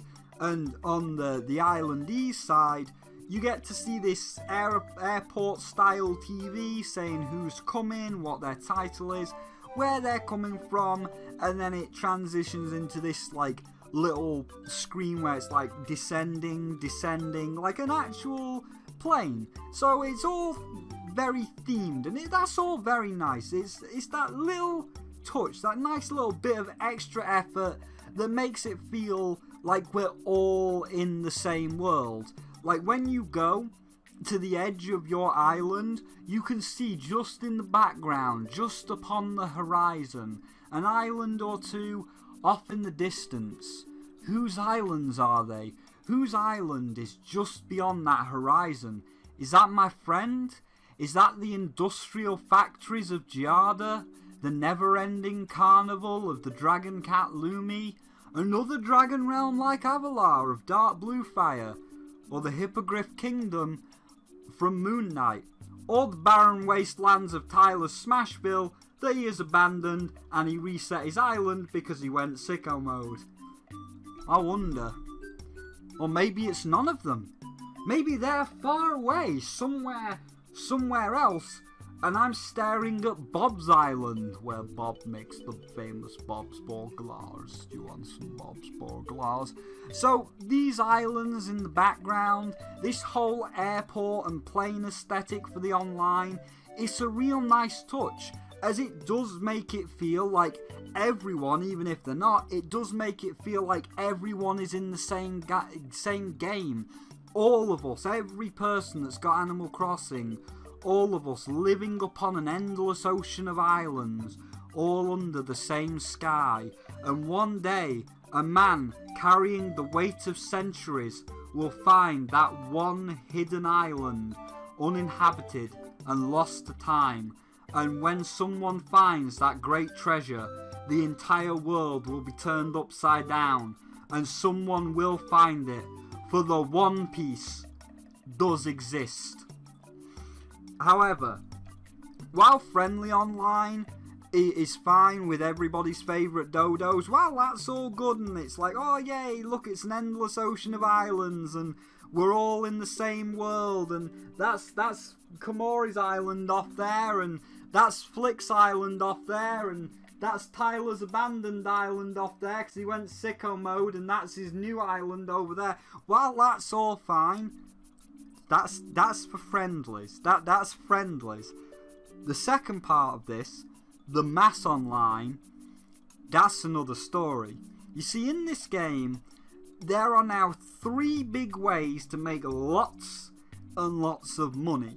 First, there is Flick, a small black bug horse with the ability to change form and is mad in love, potentially married to King Thorax, who is the same race as Flick, but of the Skittle variety rather than black. Oh shit, yeah, sorry, that's the wrong Flick, sorry, my bad. But I mean, they both are artists, so it is easy to get. They both are artists and they both like bugs, so it is very easy to get them confused. But yes, the first way is Flick, a artist that is madly in love with bugs, but he himself is not a bug. Flick will talk about things like commissions and any other online artists. It's a nice little call out to them saying like, hey, artists do commissions, and if you give him the same kind of bug 3 times, he will make a statue of that bug. So now you can all have that V statue of your dreams just as long as you give him 3 Bs.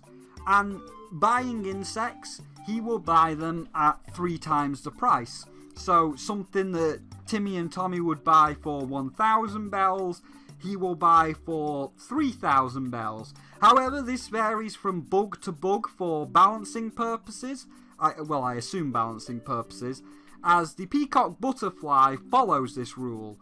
The kids will only give you just over 1,000 for the peacock butterfly, whereas Flick will give you 4,000. However, tarantulas, the most expensive insect of this season, Timmy and Tommy will give you 8,000, but Flick only goes up by 1.5 to 10,000. So while the peacock butterfly is definitely 3 times the price, the more rarer or high value insects seem to be only 1.5. But either way, you got a stack full of tarantulas, you got a full inventory of 40 tarantulas. Flick's gonna give you 400,000 right there on the spot. And if you've been stockpiling them and stockpiling the peacock butterflies, you're gonna make millions. The second is CJ, that is the roommate and implied lover of Flick, potentially a gay couple.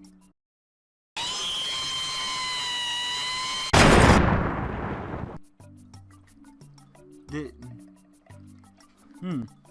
you guys hear something? Oh well, must be nothing. But anyway, CJ is the same as Flick. He is a internet personality, but rather than an artist, he is a live streamer with puns changing esport to C-sport. Because, you know, C-sports, and changing memes like make it rain to make it ring. Ha ha ha ha ha, get it, because they're bells, they ring, the bells ring instead of rain, hashtag relevant. And I hate him, but at the same time, I myself have made several bad puns across this video, so I am no better.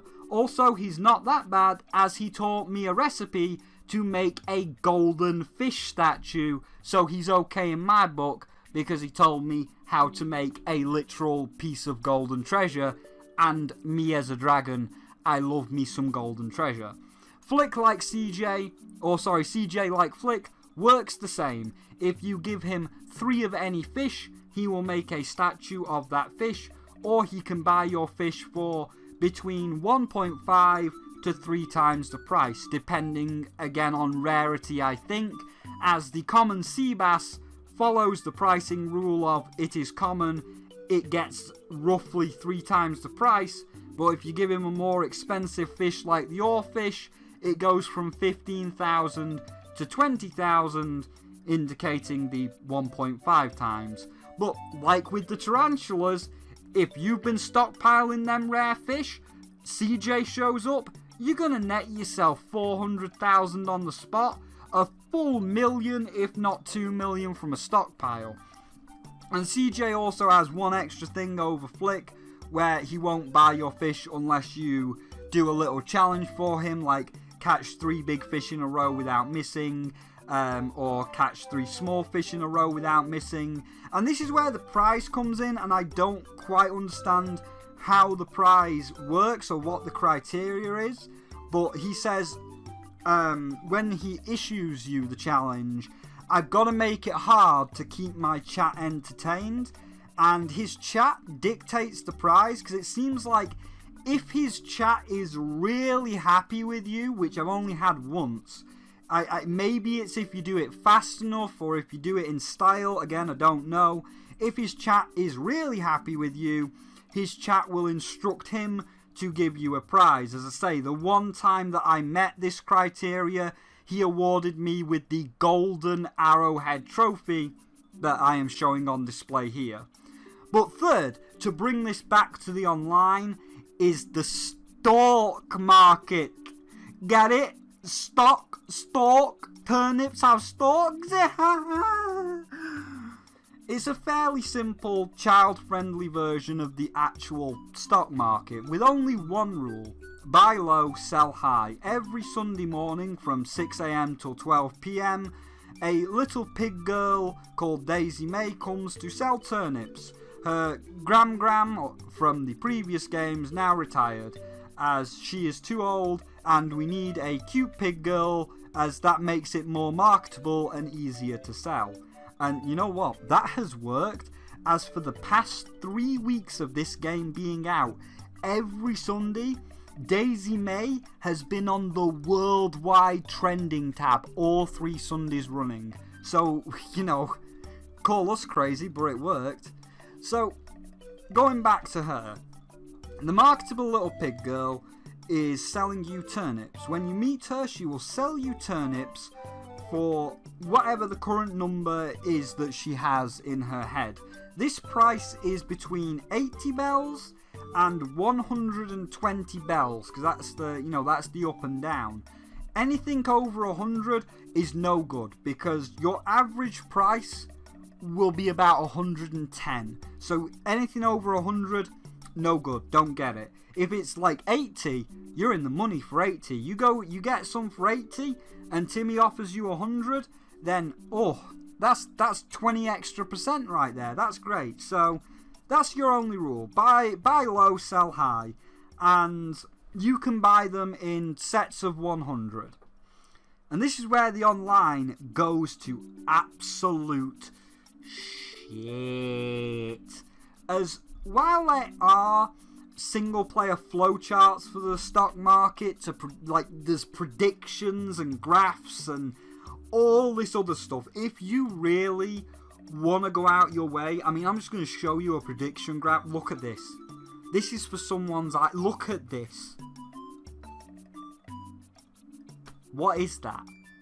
If you want to do that for your island, that's fine. But the whole point of the online is to make it a lot easier. It's to make it so that it'll generate more people trading with each other, looking at each other's islands, where in one person might have a exceptionally high price, so you want to go to someone else's island. And this happened to me. I once bought turnips at 100 each, so I spent 100,000 bells on turnips, which is a lot, but I'm expecting, 110, 120, I expect to make this back with a 20%, so that's going to be like 120. I got a message saying that there was somebody selling for 517, which can happen. There are rare occasions where a random island will get a huge spike and people will want to go to that island. And everybody in the community has now made it, once this happens, they have made unwritten rules, which is fine. It's kind of like Fortnite when you watch the meteor with everybody. You built like a little observation platform. I'll just show you some footage of us doing it here. You built a little like observation platform at the cube, and everybody's looking at each other. And people have guns. Like, everybody could shoot each other, but it's kind of like that unspoken rule. You know what this person wants to do. I know what he wants to do. We're not here to kill each other. We just want to watch the cube. So it's kind of like an unwritten rule, and that became the same in Animal Crossing. Like, once these rare turnip spikes happen, where somebody has 500, 600, at one point I've even heard of an 800 turnip spike, people want to go to that island. And because you're going to be getting a lot of people coming to your island, you kind of do want to expect something back for opening it up. And it just became this nice unwritten rule within the community that if you are going to sell, please just leave any recipes that you've got duplicates of, just in case they need them, and just give them a little tip of 10,000. I mean, you can give more if you want. If you're making millions, you can give more, but just leave them a little tip of 10,000 bells, as a way to say, oh, thank you for letting me come to my island. Thank you for letting me come to your island and sell the turnips. Thank you for that. Here's 10,000 bells, and that's nice. And that seems to be the rule that now everybody is following, where if an island opens up, you go get all of your duplicate recipes, you go get all your turnips, you travel over there, you sell them, and then you drop off your unneeded recipes and a tip of 10,000 bells to the person who owns the island, which is nice. However, I've done this. I did this once, only once. So we've got our rules in place, fairly easy. Everyone is happy with the rules, and everybody is ready to go. This guy, as I said, has a price of 517. I'm going to make 517%, go from 100,000 to 517,000. So, we got the messaging system going, and there's obviously a good 1,000 people looking at this same stonks, wanting to do this same thing. So get ready to go to hell before you die, because oh boy, it's fun. So, like everybody else, I applied, as everyone else did. I am number 14, which is fine. So I left the game running. I was doing other stuff on my PC, and my number was going up and up. You know, it went from 14 to 13 to 10 to 7. So it's going up, and it took about an hour for me to reach number 3. So after about an hour of waiting, I was number 3 in the queue, and I was instructed to go to the airport ready for the code that he sends in private. That way the island is not completely spammed with people, which is fair enough. So I go to the airport, and I go to the enter code select screen, and I'm waiting. Okay, I'm second in the queue. Here's the code. I type in the code. Uh-oh, there's interference. And little did I realise what was happening on his end. But this is where them drugs go to help boy die are about to kick in. I was told to just keep saying to the dodo, try again, just try again, try again, try again, try again, and eventually it will connect. And so I did. I was trying again, and I understood. It was understandable, as a lot of people are wanting to sell their turnips in this island, and if I'm in a queue, other people are in a queue, other people are trying to get in. It's understandable that two people might be trying to connect at the same time, so I was completely fine with just saying, yeah, try again, and we'll get there. But after about 5 minutes of the dodo saying try again, we got it. We got the connection. Looks like we're off, and I arrived, and this Is your brain on? stonks. Any questions? This is Stonks. And if you do Stonks. go to hell before you die. Oh god. Oh god. So I just used Nintendo Video, and I just spliced it all together. So if it's jumping around a bit, it's because I wasn't actually recording this, because I was just doing it casually, because, you know, I was waiting an hour. So remember when I said the airport thing was okay for friendly visits? That still holds true. But for business visits, which is what I was doing, you know, to sell my stocks, it goes to complete shit. No one can be selling or even in a menu for a plane to take off and land.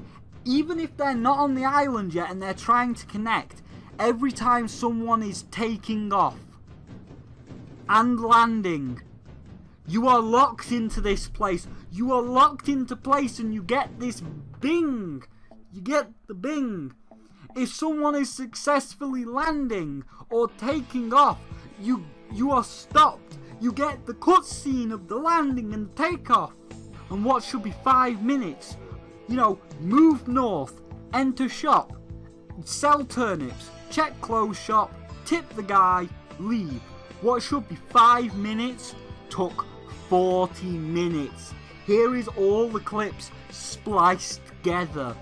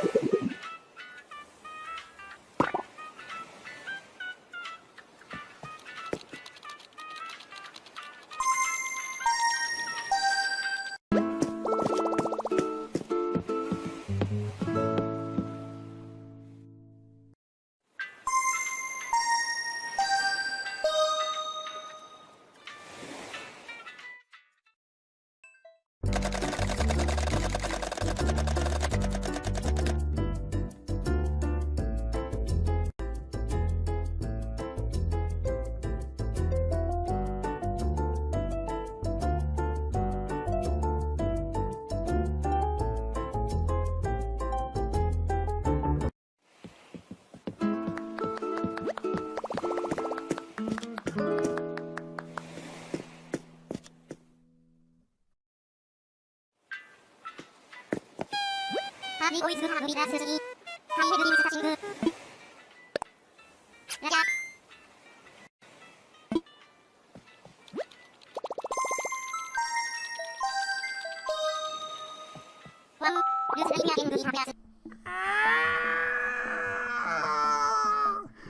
me out! Let me out! Please! Please let me out! Bunty, please! I can't take it. I want to break. I want to break free. I want to break free. I want to break free from the island shores I see imprisoning me. Bing bong, bing bong. Make it stop. Make it stop, please. Why? What even is this, Nintendo? Look at this. What even is this? Please. What is this, Nintendo? You need 2 modes. You need 2 modes. When you're talking to the dodos, if you want the cute little airport thing for your friends, fine. Again, it's no big deal. 2 or 3 people coming over. It's cute. It has the immersion. But you need an option when you talk to them. I want to open my island. How do you want to open your island? Friendly or stonks? I'd like to open it for stonks. Okay, setting your island up for stonks trading. At that point, if you set your island into stonks mode, all the phone shit don't matter. You can be on your phone, somebody can still come. You can be selling, somebody can still come. Once you're on Stonks Island, you don't get the cutscenes. All the airplane shit, all the cutscene stuff, all that gets shut off. You need to have all that shut off. So, I'm not here for shits and giggles. I'm not here for shits and giggles with my friends. I'm here for business. I'm here for stonks. Shut it all down. Shut it all down. Oh god, I still hear the beeping. No, no, please. Bing bong, no, stop. So again, I don't hate the plane cutscenes. Whenever there's 1 or 2 people coming over, it's charming. It makes all of our islands feel connected. It makes it feel like we're all living on the same ocean.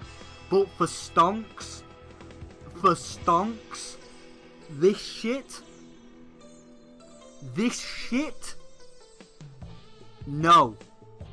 Just no. Don't do this. Don't do this. This is no. So that's it. That's about it. We just got 2 little things to wrap up with, which are only going to last like a minute, and then we've got the final verdict.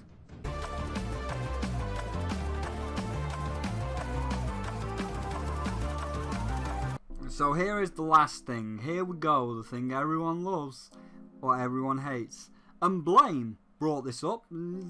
Shouting out everybody today. Shouted out Moon, shouted out Flick, shouted out Blame, shouting out everybody today.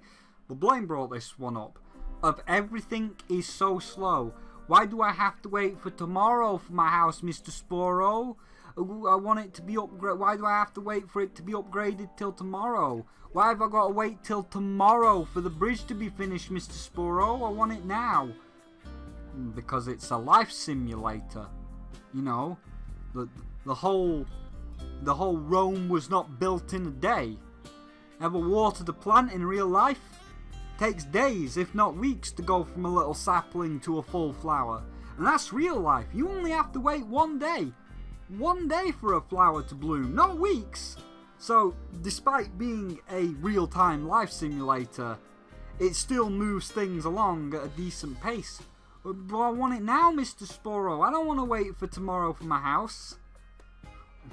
What, if you don't want to stop playing and come back tomorrow? And, you know, by the time you wake up, because the day ticks over at 5 AM, and you're not going to be awake at 5 AM, by the time you wake up, do your shit, and then, like, come back later, you're really going to only be waiting, like, 8 hours. Let's say 15 at the maximum.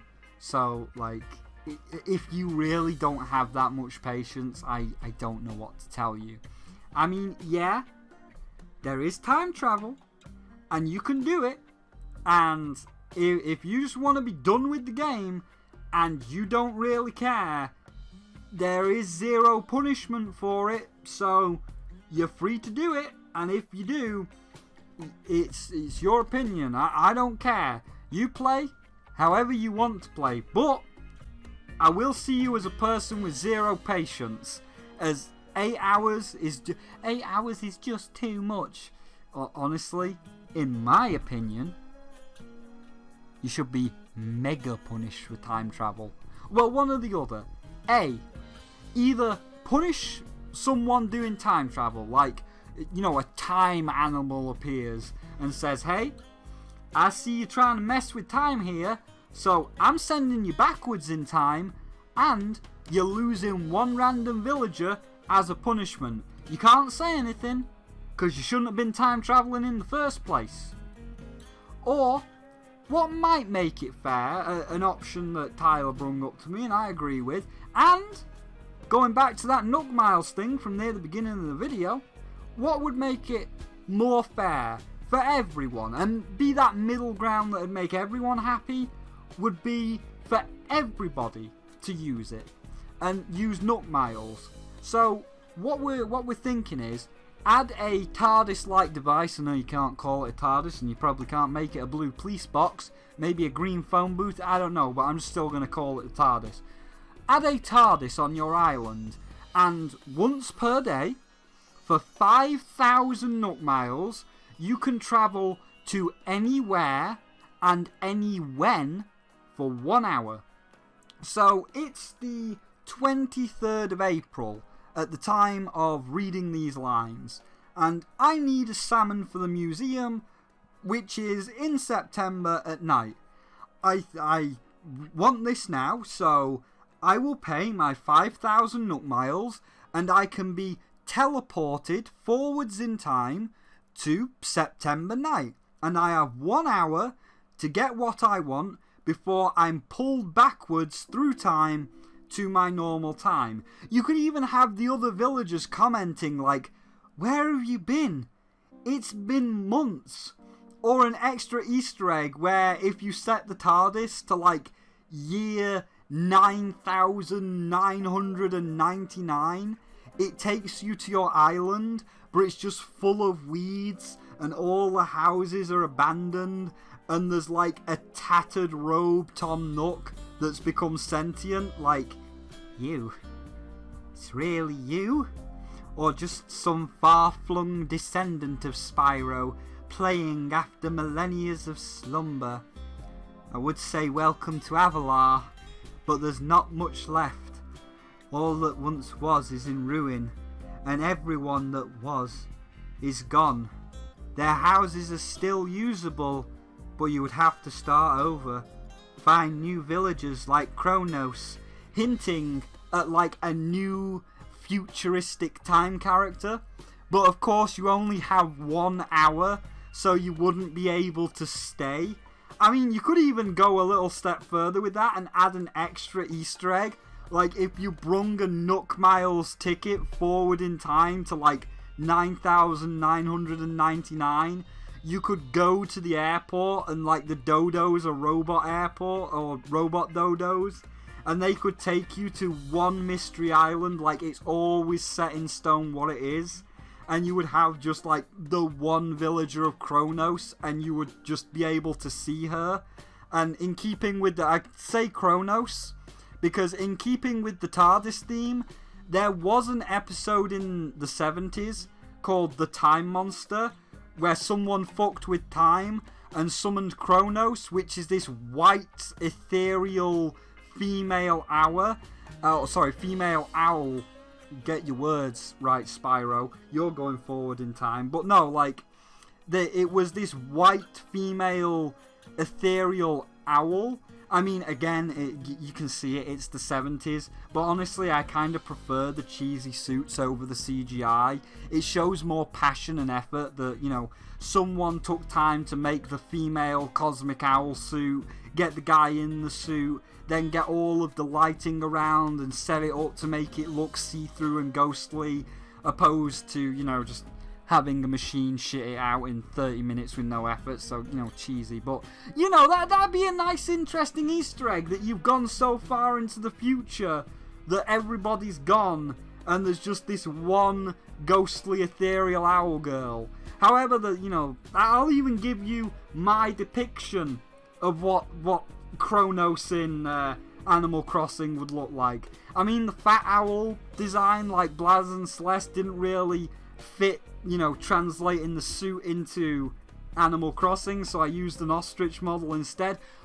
And here she is. I know you're looking at my editing software at the moment, so it's a little bit small, but I'll zoom in a minute. I've got it open on side because I want to zoom in on key features, and at that point, you'll see it in full screen. But this is what I came up with in turning, and again, I'll put the bigger images on screen, but turning, this 1970s suit into an actual real bird. And there you go.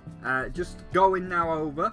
So first of all, with this picture, because I didn't know how exactly I wanted to do it, because I did start, as you can see within my toolbar there, and what I used a moment ago, I did start with that Celeste base. I did try and change the owl, but with the the more slender, thinner body, the fact that the head is a lot more pointy on the suit and not a round Animal Crossing owl. I guess not all owls are like that. If you had a different style of owl, it wouldn't be that, but there's only one owl in Animal Crossing, so it didn't work, so that's why I used an ostrich. So I did pick Phoebe, and because I wasn't exactly sure how I was going to do it after I dropped the idea of using Celeste, I did use another artist's art as a base. I'll just give you the original, made by Arijuno. I'm sorry if I pronounced that wrong. I am very sorry. Fantastic work. Absolutely amazing. But yeah, Arijuno did the original of Phoebe here. Looks really nice. And clicking over, and there are some things that I wish I would have done differently, but clicking over to side, here is the recolor for Kronos. I nearly called her Celeste. No, for Kronos. As you can see, I'm going to have where all the paint stuff is on the right, you're going to see the original suit, but as you can see with the skirt and chest piece, I decided to give that a little bit more of a metallic shine, so that it actually isn't just looks like it's fused to her body, it's actually the piece of armor that she does wear. So I just made that just a little bit darker, give it a bit more of a metallic shine. Can we get a zoom in on Kronos' wings though? I'm very happy with the way the wings came out. Like the wings on the suit where they've got the diamond tipped feathers, like the really sharp pointy feathers at the end. Really happy with how that came out. That just looks one for one. I'm very pleased with making these very sharp feathers. When I was trying to fold the feathers though, I hated my life. Like this one, fine. This one where she's touching her face, fine. You still got the sharp diamond-like point going upwards, and the diamond-like points. But when the wing is in a neutral position, I don't know if I like just these little points, or over on this wing, I don't know if I like that. I don't know how to translate these big, long, big diamond spikes into a closed wing. Wing spread, easy. Wing spread, easy. Closed wing, on the other hand, not so much. Still follows the Kronos colours, obviously pure white. If you look at the suit's head, give me a zoom in on the suit's head, just the dark grey, dark silver eyes. So dark grey, dark silver eyes. We never see Kronos' tail, we never see a back shot of Kronos' tail, so I just give her this again diamond like spiky tail, because even in the show, apparently from what I know, the suit did have a tail, but they never ended up using any of the shots of Kronos' back, so never got to see the tail. So I'm just kind of guessing on that one. One thing I would have done though, and I'll probably do, because I'm not going to throw her away, I'm going to keep Kronos, and I might change just a few things. Like the mohawk didn't go far enough. I tried to enlarge it on this left one. to get that really large mohawk on the head of the suit. But then, like, on the side one, I also tried to enlarge, like, this one here, which worked, but it's also, as a side, not going all the way along the head, which I think I would want.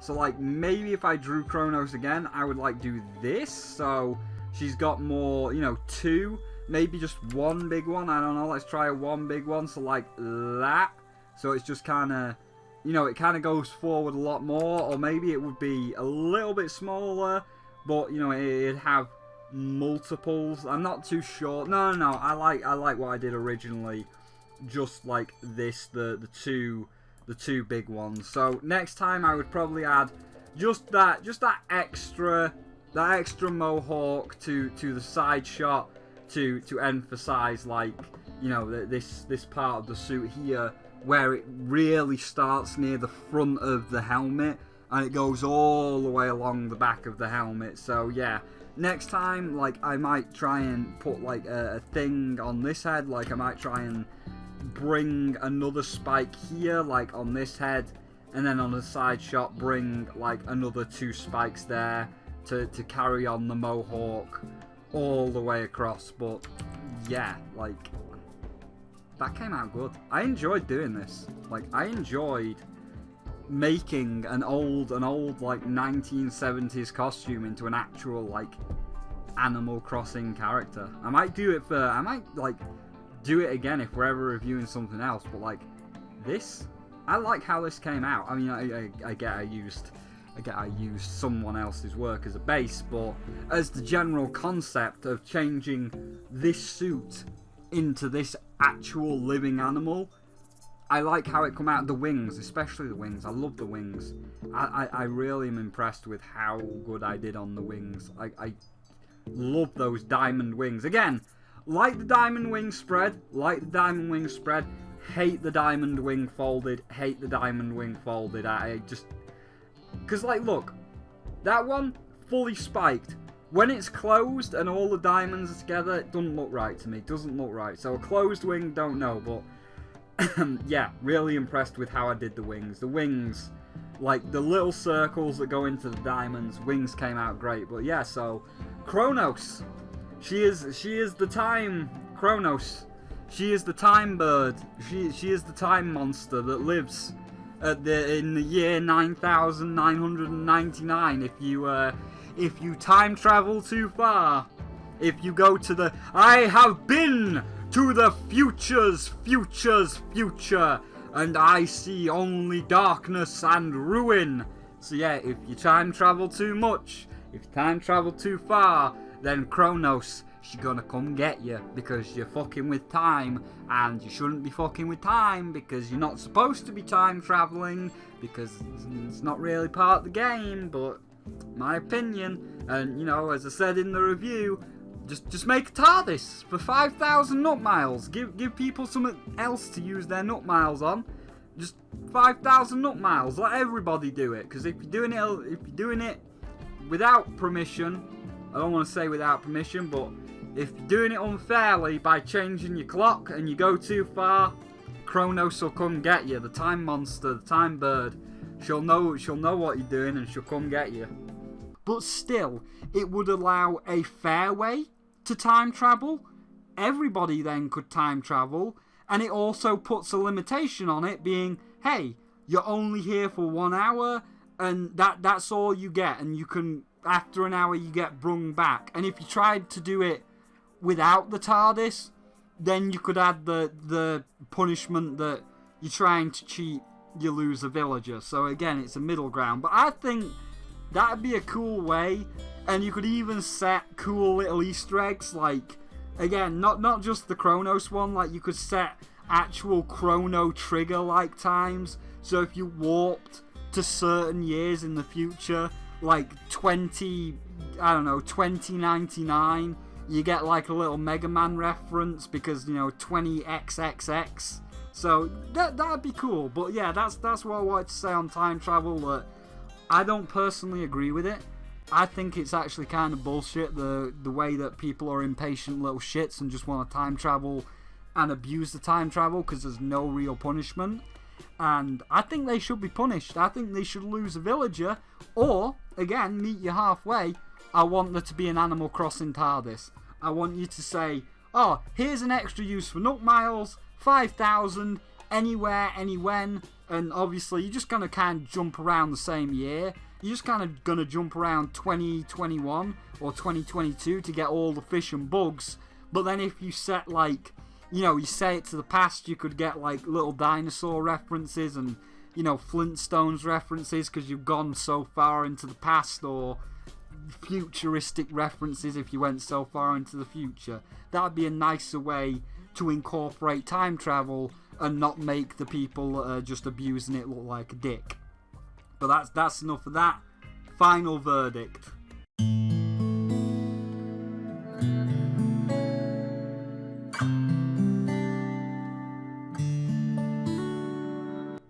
So, my thoughts on time travel aside, Animal Crossing New Horizons is a game that is by no means perfect. It has several flaws, some of them big, some of them minor. You know, a few minor ones. Oh, we can't craft in bulk, which apparently is getting fixed next big update, summer games, Halloween, whatever it is. The Stonks Island, when you go online, everybody's coming in, bing bong, go to hell before you die. And of course, the big one, the weapon degradation and no diamond tools. Which, I'm just going to add Spyro, jump in, future Spyro. Add a little post commentary to this final section. So, I did get my island 5 stars. I did get the gold watering can, by the way, and I did find the golden balloon. I got the golden slingshot, which is fantastic. And since I started playing the game, I've only ever found 6 pieces of gold. 6, just 6. And that was enough to make that watering can and that slingshot.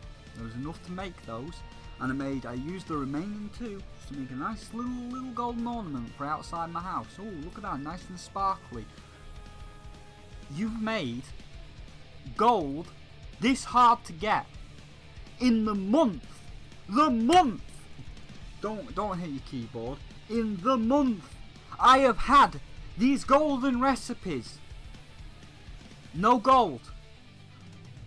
And look.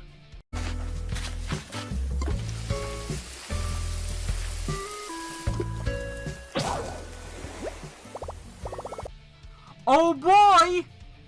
It broke! It broke! It broke! Yes! There it goes! Poof! Give it the fucking... Stop! Give it the Breath of the Wild shattering sound effect!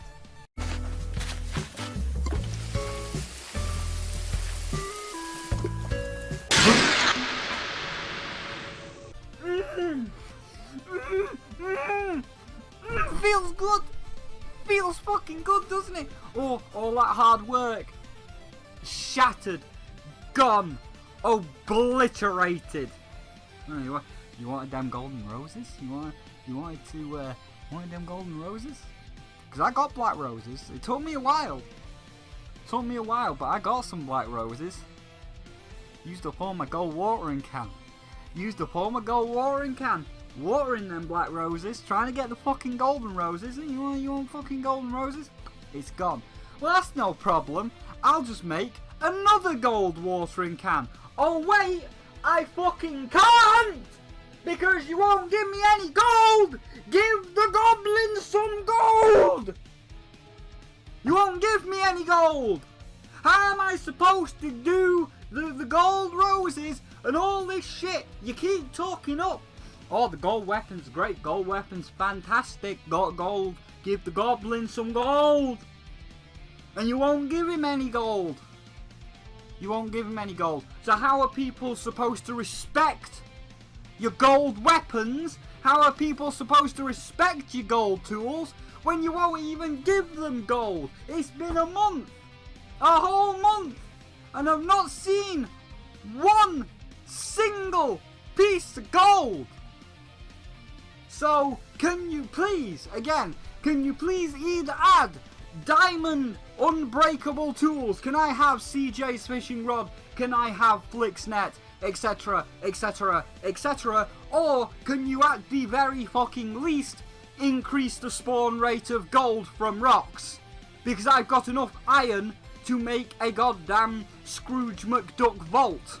I can make Scrooge McDuck's goddamn vault, but I ain't got the gold to put in it. I've got enough bloody clay that I could make several hundred brick houses.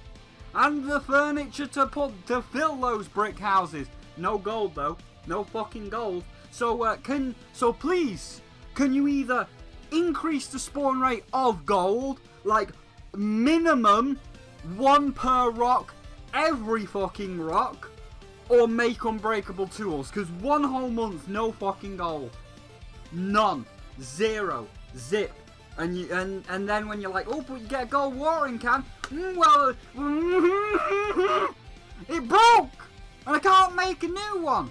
It's not that I don't want to make a new one. I do want to make a new one, because I want the gold fucking roses, but I can't, because, oh, it broke! Oh, we made the gold tools break. Oh, Breath of the Wild's such a good fucking game. Breath of the Wild's such an amazing game. 10 out of 10, it's perfect. Every Nintendo game should have weapon degradation. Oh, the Master Sword breaks so the fucking gold tools can break now. Fuck off! However, that being said, aside from that one, aside from the gold, give the goblins some gold! Aside from that one, aside from that one thing, the degradation, fuck your degradation, switch it off, Nintendo, shut it down. Aside from the degradation, it is, at its core, still an Animal Crossing game.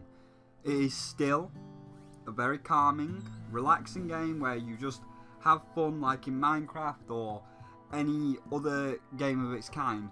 Oh, today I'm not going to work on all these gardens. Today I'm going to work on getting the fences around Phoebe's house. Or today I'm going to keep focusing on Astrid, you know, drugging up the villagers with her magic mushroom tea. Or stopping Egbert from boring the pink dog. No need to relax, no need to rush. No need to go fast. Just relax. Just enjoy yourself. Except when you don't get any gold. Just relax, enjoy yourself, go fishing, get a trophy off CJ, do CJ's fishing challenge, make Ordy's garden, try and do a few mystery islands, see if you can get Raymond or Coco or whoever you're after, enjoy yourself. And given the current situation of the world right now, where everyone is locked up in quarantine and everyone is going a bit stir crazy, it's come out at a perfect time. It's just helping people. It's helping people relax and de-stress. And I've seen some really nice stories that this game and its villagers have provided. They can interact. They can, you can interact with these characters. They can talk to you. And it has helped people through this difficult time. And that's something that you have to appreciate. And again, new things like the degradation, give the goblins some gold, aside, at its core, still stays true to the original Animal Crossing, with the main things like paying off the house debt, collecting villagers, making your town look all nice. So all in all, I would give Animal Crossing New Horizon a nice 3 out of 5. There is a few things that need patching, like diamond weapons that don't break or give the goblins some gold! More use for Nook Miles and crafting in bulk. But if you played Animal Crossing, you know what you're getting, which is more Animal Crossing. If you've not played Animal Crossing and are thinking on getting it due to, quarantine, not being able to leave your house, or if you're a newcomer then you've just recently bought a Switch and this is your first one, it's a hard sell, as it's hard to say what makes it special, as you won't get Dominatrix Astrid, you won't get the Vor Chicken, and you might not get something like that for a while. But when you do, and you find the animals that you like, you might develop a bond and you might see why people like it, but from an outside perspective, from me, I can show you all these things, but I can't say that that'll happen to you, because it might not. You might have a completely different experience, so it's a very hard sell, but it's up to you. It's certainly worth at least looking into. So if you are one that has never played an Animal Crossing, I would recommend get it, but don't expect the world. Just expect to sit back, relax, and enjoy making your best village, you know what I mean? Enjoy making your best villager that is Vaporeon, that is the best Pokemon as proven by scientists that do actual science. Make him a room. Look, we've got some fish around here, we've got the sandy beach. Eventually I'm going to get the underwater walls and we're going to make a Vaporeon shrine, because Vaporeon is the best Animal Crossing villager as proven by scientists that do actual science.